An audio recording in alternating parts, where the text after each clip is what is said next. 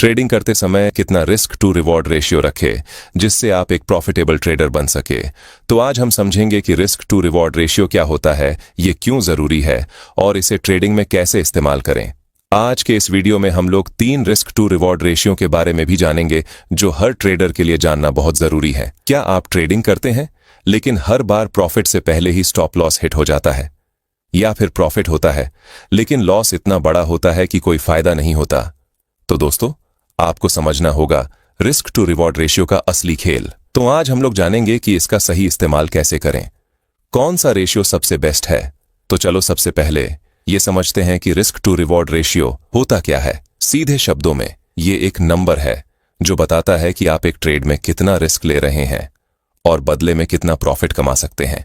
Risk का मतलब होता है स्टॉप लॉस और रिवॉर्ड का मतलब होता है प्रॉफिट टारगेट। जब भी हम लोग गलत ट्रेड लेते हैं तो हमारा स्टॉप लॉस हिट हो जाता है और हम लोग ट्रेड से बाहर हो जाते हैं, और अगर हम लोग सही ट्रेड लेते हैं तो हमारा टारगेट हिट होता है और हम लोग प्रॉफिट करते हैं। जैसे मान लो आपने किसी ट्रेड में 100 रुपए का स्टॉप लॉस रखा और 200 रुपए का टारगेट रखा, तो रिस्क टू रिवॉर्ड होगा 1:2 ट्रेडिंग में। ये इसलिए जरूरी है क्योंकि ये आपको बताता है कि आपका ट्रेड कितना फायदेमंद हो सकता है। अगर आप हर बार ज्यादा रिस्क लेंगे और कम प्रॉफिट करेंगे तो लंबे समय में आपका नुकसान होगा। लेकिन अगर आपका रिस्क टू रिवॉर्ड रेशियो अच्छा है तो आप कम ट्रेड में भी प्रॉफिट में रह सकते हैं। इसे अच्छे से समझने के लिए हमें मुख्य रूप से 3 प्रकार के रिस्क टू रिवॉर्ड को देखना होगा। पहला, ट्रेडर ए, जिसका रिस्क टू रिवॉर्ड रेशियो है 1:1। ऐसे ट्रेडर को 10 में से कम 6 ट्रेड में प्रॉफिट करना पड़ता है क्योंकि ये रिस्क टू रिवॉर्ड रेशियो बहुत खराब माना जाता है। चलो इसे इस चार्ट से समझते हैं। यहां पर एक बाइंग साइड का सेटअप बना क्योंकि यहां पर एक सपोर्ट लेवल है और इससे थोड़ा ऊपर रेजिस्टेंस है। कुछ ट्रेडर यहां पर अपना एंट्री बनाते हैं और टारगेट 1:1 रखते हैं, जिससे वो अगर किसी शेयर को 100 रुपए में खरीदते हैं तो 100 रुपए का ही प्रॉफिट भी रखते हैं, और अगर वो 10 में से कम 5 से ज्यादा बार प्रॉफिट करेंगे तभी वो एक छोटा सा प्रॉफिट बना सकेंगे। क्योंकि अगर वो 10 में 5 ट्रेड में भी प्रॉफिट करते हैं तो उन्हें लॉस ही होगा, क्योंकि 5 ट्रेड में 500 का प्रॉफिट और 500 का लॉस, और फिर ब्रोकरेज अलग से देना पड़ेगा। इसीलिए जो छोटा टारगेट रखते हैं वो प्रॉफिट करने के बाद भी लॉस में ही रहते हैं। और कुछ ट्रेडर तो ऐसे होते हैं जो अपने ट्रेड में एंट्री तो कर लेते हैं लेकिन मार्केट थोड़ा ही ऊपर जाता है और थोड़ा प्रॉफिट होने पर ही बाहर निकल जाते हैं, क्योंकि उन्हें डर होता है कि ये छोटा प्रॉफिट भी ना चला जाए। और ऐसे ट्रेडर कई दिन के छोटे छोटे प्रॉफिट को एक दिन में ही गवा देते हैं। ऐसे ट्रेडर दिन में कई बार छोटे छोटे ट्रेड लेते हैं और ओवर ट्रेडिंग का शिकार बन जाते हैं, और ब्रोकरेज चार्ज उन्हें अपने जेब से भरना पड़ता है। चलो अब जानते हैं ट्रेडर बी की स्ट्रेटजी। ट्रेडर भी जब भी ट्रेड लेता है तो उसका रेशियो 1:2 होता है, जिससे वो कम ट्रेड लेके भी एक प्रॉफिटेबल ट्रेडर बन जाता है। जैसे मान लो ट्रेडर बी ने एक शेयर को 100 रुपए का स्टॉप लॉस लगाकर खरीदा और उसे 200 रुपए में बेच दिया। इसका मतलब है 2 गुना कीमत पर। इससे वो अगर 10 ट्रेड में से 5 ट्रेड में भी प्रॉफिट करता है तो भी वो एक प्रॉफिटेबल ट्रेडर बन सकता है, क्योंकि जहां ट्रेडर ए ने 5 ट्रेड में प्रॉफिट करने के बाद भी लॉस में ही था, वही ट्रेडर बी 5 ट्रेड में 1:2 के रेशियो से प्रॉफिट लेता है, जिसमें उसे 1000 का प्रॉफिट हो गया और 500 का लॉस होगा। फिर भी वो 10 में से 5 ट्रेड में भी प्रॉफिट करने के बाद वो 500 के प्रॉफिट में ही रहेगा। इसीलिए जब भी आप ट्रेड ले तो रिस्क टू रिवॉर्ड रेशियो 1:2 रखें, जिससे आप एक प्रॉफिटेबल ट्रेडर बन सके। अगर आप 1:2 के रेशियो से 10 ट्रेड में एंट्री करते हैं और अपने प्रॉफिट टारगेट और स्टॉप लॉस नियमों को अच्छे से फॉलो करते हैं, और आपके 10 ट्रेड में से सिर्फ 3 ट्रेड में भी आपने अपना प्रॉफिट टारगेट हिट किया, फिर भी आप प्रॉफिटेबल ट्रेडर बन सकते हैं। इस रिस्क रिवॉर्ड सेटअप का इस्तेमाल ट्रेडिंग के दौरान किसी भी टाइम फ्रेम में आप कर सकते हैं। लेकिन अगर आप इंट्राडे ट्रेडिंग करते हैं तो 5 मिनट टाइम फ्रेम भी अच्छा होगा। लेकिन इस सेटअप में आपको अपने इमोशंस को काबू में रखना आना चाहिए, क्योंकि मार्केट कभी भी आपके प्रॉफिट टारगेट को सीधी रेखा में हिट नहीं करेगा।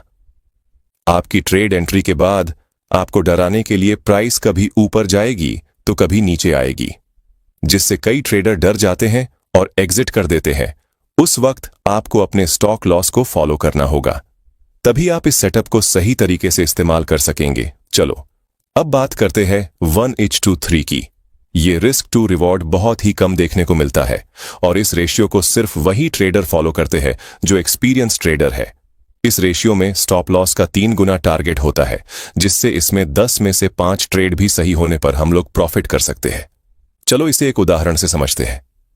एक दिन में तीनों ट्रेडर ने 5 ट्रेड लिया, जिसमें तीनों ट्रेडर ए, बी और सी ने 1000 रुपए पर अपना एंट्री बनाया, जिसमें ट्रेडर ए ने 1:1 टारगेट रखा, जिसमें 100 रुपए का स्टॉप लॉस रखा और 100 का टारगेट रखा।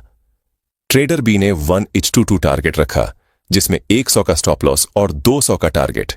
वही ट्रेडर सी ने 1:3 का टारगेट रखा, जिसमें 100 का स्टॉप लॉस और 300 का प्रॉफिट। और इन तीनों ट्रेडर ने 5 में से 3 ट्रेड में प्रॉफिट किया और 2 ट्रेड में लॉस किया। तो ट्रेडर ए ने प्रॉफिट किया 300 और लॉस किया 200। ट्रेडर बी ने प्रॉफिट किया 600 और लॉस किया 200, और ट्रेडर सी ने प्रॉफिट किया 900 और लॉस किया 200। इससे पता चलता है कि ट्रेडर ए की तुलना में बी और सी ने लॉस करने के बाद भी अच्छा प्रॉफिट किया, जिससे पता चलता है कि हमें हमेशा बड़ा टारगेट लेना चाहिए, कम से कम 1:2। लेकिन अगर आप एक नए ट्रेडर हैं और इमोशन पर कंट्रोल नहीं कर पाते हैं, तो आप ट्रेलिंग स्टॉप लॉस का उपयोग कर सकते हैं, जिससे आपको लॉस नहीं होगा। लेकिन ट्रेडिंग करने से पहले इस बात का हमेशा ध्यान रखें कि हमें कितना टारगेट रखना है। ये मार्केट के ऊपर डिपेंड करता है, क्योंकि हर ट्रेड का सेटअप अलग अलग होता है और टारगेट भी अलग अलग होता है। चलो इसे उदाहरण से समझते हैं। ट्रेडर बी ने यहां पर अपने सेटअप को देखते हुए ट्रेड में एंट्री बना ली और टारगेट 1:2 रखा।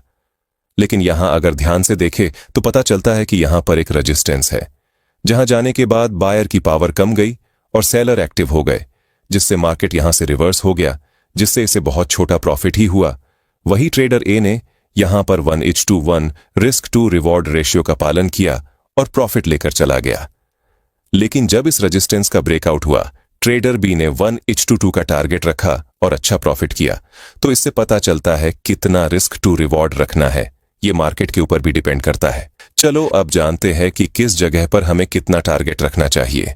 सबसे पहले अपना स्टॉप लॉस तय करें कि अगर आप ट्रेड में एंट्री करते हैं तो कितना स्टॉप लॉस आएगा। उसके बाद रिस्क टू रिवॉर्ड को तय करें। अगर आप बाय कर रहे हैं तो पहला टारगेट, पहला रेजिस्टेंस रखें। फिर जब रेजिस्टेंस ब्रेक हो तब टारगेट को और बड़ा कर सकते हैं।